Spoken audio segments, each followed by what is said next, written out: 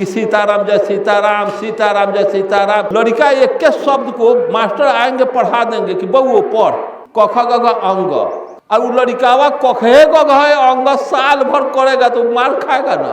क ख ग घ अंग, क ख ग घ अंग, क ख ग घ अंग, क ख ग घ अंग, सुनने में भी लोग को बुरा लगेगा। मास्टर तो खाल उड़ा दी वैसे लड़का के, रे बोकवा कहाँ से चलल कि कखे गंगे में साल भर लागल बा, चौथा दे कहिया पढ़े। आ ये कौन भाषा बा, ये कौन टास्क बा ब्राह्मणवाद के कि सीताराम जय सीताराम, सीताराम जय सीताराम 24 घंटा 48 घंटा 15-15 दिन का चलता है कि नहीं।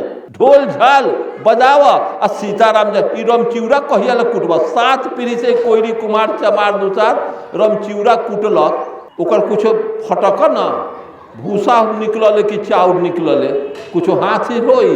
राजा रामचंद्र जी के आरती गावे बैठे बैकुंठ, तो बैकुंठ में बैठ के प्रेम फल पोई, मोबाइलो को दान कर दिया आ कहिए कि बाबू प्रेम फल पोई बारा, गाय दूह के पियई बारा, पलंग पर सुतई बारा। बाबू होते से जवाब दे देते उनके हाँ। ऐसी व्यवस्था इन्होंने चलाया है अपने आपके गाढ़ी कमाई को लूटने के लिए, अपने स्वार्थ के वशीभूत आपके गाढ़ी कमाई को लूटा है धर्म के नाम पर।